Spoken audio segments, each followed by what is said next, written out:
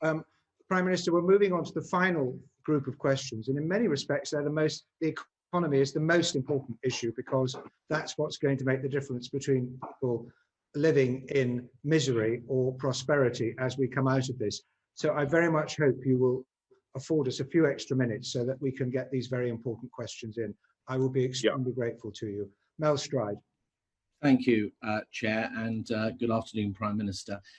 Prime Minister, in your response to Stephen Timms just now, in terms of addressing the importance of getting unemployment down as we come out of this crisis, you referred to your mantra, and you referred to doubling down basically on spending on training and apprenticeships and infrastructure, etc., all of which I think are important, incidentally. But you've also said in the past that austerity is not something that we're going to get involved with. And yet, what we do know is that the structural deficit will have increased very significantly as we come through the other side of this crisis. And whilst we may be able to borrow at low rates for some time, that will be predicated on a clear and credible plan that the markets believe in for getting that structural deficit down. Given your stance on spending, that means significant increases in the overall tax burden in this country, does it not? Well, Mel, I think I understand exactly where you're going with your question, but I think you're just going to have to wait, and if you can, until till Rishi Sunak, the Chancellor, brings forward his various proposals. And you make an important point about the potential this country has to borrow at good rates and to invest in infrastructure, amongst other things. We didn't have to wait, though, Prime Minister, when it came to basically saying there will be no return to austerity. In other words, that spending at pre-crisis levels will be broadly maintained. So what is your statement now on taxation? Is it, we'll have to wait and see what the numbers look like, or is it, well, you can give a similar assurance that, broadly speaking, taxes will remain at the same kind of level as they were?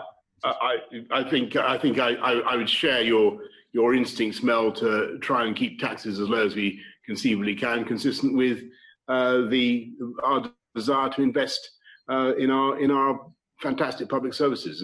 But I don't want to anticipate what we're going to do on our economic package. That's for a bit later on. If I may say so, Bernard said just now that the most important thing was the economy. Yes, of course, but we won't have a strong economy unless we can get coronavirus under control, unless we can continue with our roadmap and defeat it. And that is, I think, what we should focus on right now. Okay. Can I just zero in on one particular group that are being particularly damaged by the economy, and they've already been referred to by Rob, and that's young people. There's no doubt they are bearing the brunt in terms of job insecurity, job losses, the effect on their lifestyles and living standards and so on. And we need to do a lot, as you've recognised, to support them as we come through this crisis. Now, at the same time, if we go back to spending, one of the big spending commitments that you have in the manifesto here is the triple lock around pensions. And in fact, as an MP that represents an elderly constituency, if I may put it that way, I think that's very important. But can you today give us a categorical assurance that that particular manifesto commitment will be met? We're going to meet all our manifesto commitments, unless I specifically tell you otherwise, Mel. The manifesto you and I fought on is, and it's an important point, because we won't be blown off. Of course, we will deliver 40 new hospitals. We're well on track to delivering 20,000 more police officers. We will recruit 50,000 more nurses, and heaven knows the need for those nurses has never been more apparent to our country. We're going to get on. We're going to get on with our program, and we've got a fantastic agenda for this country of uniting, levelling up, and that's not just what that means. Is investing in parts. I'm sorry to get very quickly, but I want to keep it to tax. So just so we're very clear, no rises in income tax, VAT, insurance. Hi, Mel. I think when you were doing your job, as you did it so well in the Treasury, I don't think that you would have made any kind of commitments, fiscal commitments, in this kind of committee.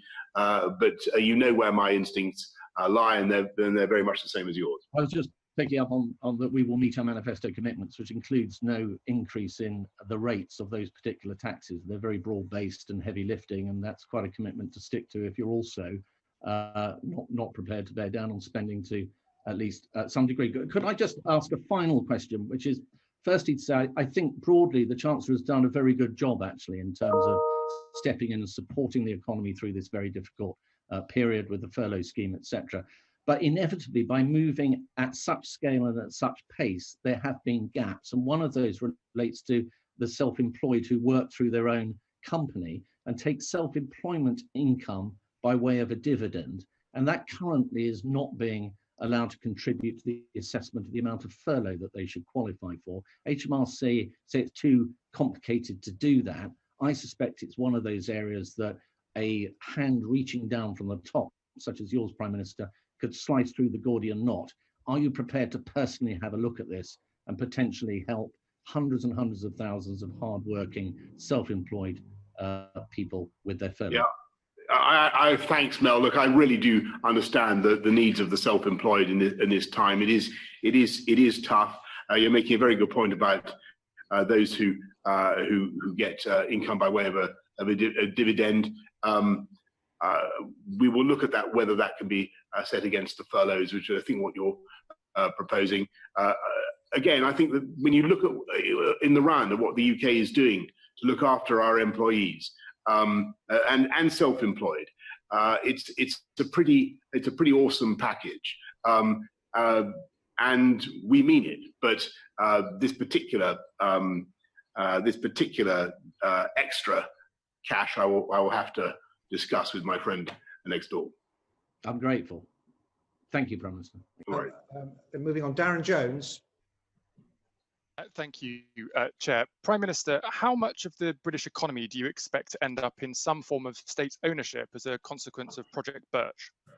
Well, I can't give you a figure on that, Darren, but suffice it to say, I mean, getting back to what Mel, we're going through quite extraordinary economic times, and no, I understand, Prime Minister. I don't want you to repeat the answers you've given to my colleague, Mr. Stride, because of time, but to maybe extend the question for you, could you give us an idea about how the government will prioritise support across different sectors? Will Airbus or McLaren, for example, get different support to, say, the hospitality and tourism sectors, or will they all get the support that they need?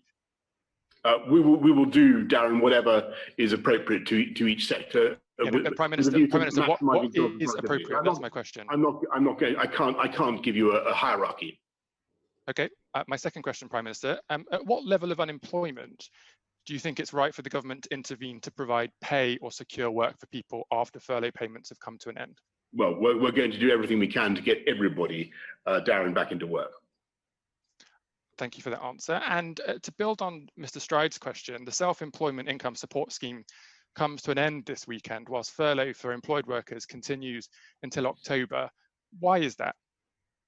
Well, we will, as we said, as I think the Chancellor said, when we announced the scheme for self-employed people, we will keep it under review, and we will do what we can. Prime Minister, it's this weekend. It's this weekend that income gets cut off. People will have a lack of income from next week. Don't forget that self-employed people already have the access to bounce-back loans, and they, I think the last figures I saw were 15 billion has been lent on the bounce-back loans. Income tax payments can be deferred till next year, and people are of course eligible for all sorts of other government support, including the more generous universal credit that and other things that I've already mentioned. Prime Minister, universal credit is not generous, and it's unfortunate that you don't have an answer for those in self-employment whose income will be ending this weekend. Prime Minister, these questions were trying to get an idea of the scope of the government's ambition for supporting businesses in the economic recovery, and I'm afraid that your answers haven't been particularly instilling of confidence. Businesses, workers, unions and consumers will need to see that from you in order for them to return comfortably to work, school, or the high street. Will you be bringing forward a full economic recovery package to this committee and to Parliament before the summer recess? You can take it, Darren. I must say I respectfully disagree with what you said about this government's economic package for this country. I don't think there's any other country that has done anything like the furlough scheme. I think that even your colleagues on the Labour benches would accept that it's generous and it's right. And yes, in answer to the short answer to your question is yes, we will be bringing a full coronavirus post-corona economic recovery package to you and to everybody else in Parliament. We look forward to that, Prime Minister. And just to clarify, I wasn't criticising the economic package. I was just highlighting the lack of confidence from the public in the government in lifting the lockdown restrictions. My last question, very briefly, Chair. Earlier in the session, you said to my colleagues that the allegations against Mr. Cummings were untrue. Could you set out specifically for this committee which allegations specifically were untrue?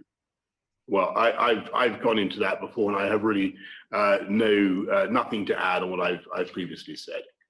You didn't answer the question today, though, Prime Minister, about which allegations were untrue. Would you like to take this opportunity to do so? I tell you why I don't want to go back into that, Darren, which is, as I said, I think repeatedly to other distinguished members of this committee, it is my strong belief that although I understand people's frustration, people's indignation with the whole business, believe me, I do. I think that what the country wants is for us to be focusing on how to go forward on the test and trace scheme that we're announcing today, on how we're going to protect their jobs, their livelihoods, and defeat this virus. And that, I think, is where the energies of all politicians of all parties should now be directed.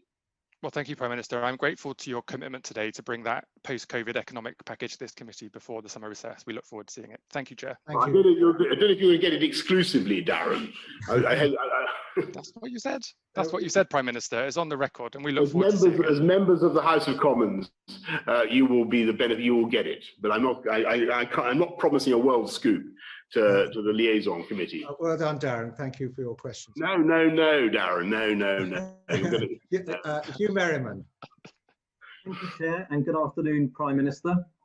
With regard to quarantine for those coming into the UK from the 8th of June, can I ask you why now, when we're easing the lockdown and other countries are ending quarantine, and why not when we entered into lockdown? First of all, second point first, the reason we didn't do it then was because the scientific advice was very clear that it would make no difference to the arrival of the epidemic, or vanishingly little difference to the arrival of the epidemic. It might delay it by a bit, but it would still come. The reason for doing it now is because across the world we're seeing the infection rates come down. They're coming down here in this country. What we don't want to see is reinfection from abroad, and we think a sensible quarantine scheme can help to prevent that, and that's what we're going to do from June the 8th. Prime Minister, many have commented that a sensible regime would look at the countries and their R rate, and if it's below ours, then there should be no need for quarantine. Whilst that may not be possible for the 8th of June, will that be possible for the next 3-week period, which is the 29th of June, to allow those buying cheaper flights for their summer holidays, which have gone on sale today, to be removed from the threat of quarantine?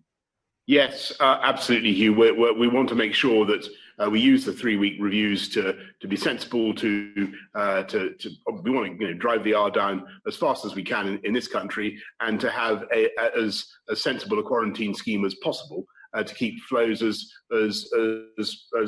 generous as we can. What will have to change between now and the 29th of June for these air bridges to be accepted? We'll have to agree them with the other countries concerned, but we'll also have to make progress on our in tackling the disease, and we'll have to have evidence that the other countries are in at least as good a position as we are. Well, that looks positive. What looks negative are those workers in the aviation sector, and I know British Airways, many of whom will be in your constituency, who are under threat of not only losing their job, if they retain it, having their terms and conditions slashed. Prime Minister, can I ask you, why is the furlough scheme called the Job Retention Scheme, when companies like BA can put their employees on furlough and then put them under threat of redundancy at the same time. Can this be changed? Well, look, I be perfectly frank, I am concerned. I won't go into individual companies, but I am concerned about the way some companies are treating their workforce. And you're raising a very important point, Hugh. I want to see, this country is nothing without its workforce, its labour. We've got to look after people properly, and we will. And I'm well aware of some of the issues that are starting to arise. People should not be using furlough to just cynically to keep people on their books and then get rid of them. We want people back in jobs. We want this country back on its feet. That's the whole point of the furlough scheme. And Prime Minister, you'll be aware that Willie Walsh, the chief executive of IAG, has tried for years to slash the terms and conditions of his staff, has failed because the staff have had enough power. They don't have the power now. Is there something that government or Parliament can do to step in to stop this action before it occurs? Look, Hugh, I'm aware of this issue, and we're actively looking at what we can do. I'm grateful. Thank you. Chairman of the Public Accounts Committee has a supplementary question. Muted, Meg. Thank you, Chair. Prime Minister, you've been very clear throughout that you want to be focusing on the agenda, that you said, and I quote, you want to be very clear about what we want to do. You want to stress the vital message, stay at home if you can. And obviously this is vital for the economy to get back up and running. So are you concerned now that the message during lockdown was so unclear that your own advisor did the right thing, but the rest of us didn't understand what we could do? No, Meg. I think that the message during lockdown was very clear, and people who had the virus, including my advisor, isolated for 14 days. People stayed at home, and Prime Minister, you say this, but we've all been contacted by many people who've been living in very difficult circumstances who didn't know they could do what your advisor did. And if that's the level of clarity of the message, aren't you concerned that going forward, this is going to cause a real problem as you expect the economy to get back up and running? And I think that the most important thing now is for everybody to focus on the next steps, and for everybody to look at the test and trace scheme. Probably it won't affect you. You probably won't be contacted. But if you are contacted and you are told that you've been in contact with someone... Well, Prime Minister, that's a different thing to my question. So perhaps it's not really answering my question, but back to the Chair. And Meg, if you're saying that the message was so unclear, or is so unclear, I really dispute that. Actually, I'm looking at the figures every day. We're seeing continual compliance of a fantastic level by the British public, because they understand, we all understand, right, that defeating this virus requires common sense, and it's working. And it was thanks to the British public working together that we prevented the overwhelming of the NHS. And I remember, I was looking back at my notes for early March, we were terrified that we were going to run out of ventilators, the NHS would collapse. That didn't happen because people followed the advice. Well, Prime Minister, I mean, my question was about the clarity of messaging going forward. I think you made a point, Meg. Thank you. Can I, Yvette, if you've got one sentence, I will forgive you. Very quick follow-up to the question from Hugh Merriman about the decision not to have quarantine at the borders in the early stages of the crisis, Prime Minister. We obviously heard from Patrick Vallance, who said many cases came in from Italy and Spain during that period. And we were told by Professor Wilder-Smith that between 1,000 and 10,000 people with coronavirus came in that period. You still haven't published the scientific advice that you were given for that decision. Will you now publish that advice, please? Yes, and I think what Patrick has said is that all the advice is from SAGE is going to be published, including the SAGE minutes, Yvette. And I just go back to what I said in answer to Hugh about the decisions going into the virus. I mean the epidemic on quarantine, on closing borders. Don't forget, Italy closed its border completely to China, and yet had a an appalling outbreak. Our advice was that all it would achieve very little by way of epidemiological protection. It could only delay, and that there were other reasons why it was essential. Yvette, I'm sorry. But Prime Minister, did you finish that point? Yes, and there were reasons, for instance, for repatriating UK nationals, for making sure that we had access to medical supplies from overseas. We needed to keep aviation going. But, you know, Yvette, people will study all these decisions. I'm sure they will, and maybe they will find fault with them. But I can tell you they were taken in good faith, with the intention to defeat the virus and save lives, and they were on the best possible scientific advice. Prime Minister, may I just ask, how will quarantining not retard the recovery of the economy? Well, I hope it will not retard the recovery of the economy, Bernard, by helping to prevent reinfection, which could lead to a second outbreak, and the R going over one again in such a way as to do serious economic damage to necessitate another lockdown. That's the logic. But you understand the conflict. May I just raise 2 points from absent colleagues? Obviously, we have had far more demand to be in this meeting than we could accommodate. Julian Knight, the chairman of the DCIS committee, particularly concerned about the hospitality industry and charities, which we haven't had time to address. And what? And charities. Charities, yeah. What can you say about the hospitality industry and charities? Well, on the hospitality, Julian should know that we're really trying to go as fast as we can. It is very difficult to bring forward hospitality measures in a way that is socially involves social distancing. But I'm much more optimistic about that than I was. And I think that we may be able to do things faster than I previously thought. Charities, I think we put very concerned, £750 million from my memory to support the charitable sector during what is obviously a very, very tough time, and we'll be trying to help them. And the chair of the Defence Committee laments the sense that there is a capable HQ for this crisis, where I would suggest that there needs to be constant reviewing and learning on a comprehensive scale. It seems to take a long time for lessons to be learned and things to be changed because such an HQ does not exist. What would you say to that? I don't agree with that.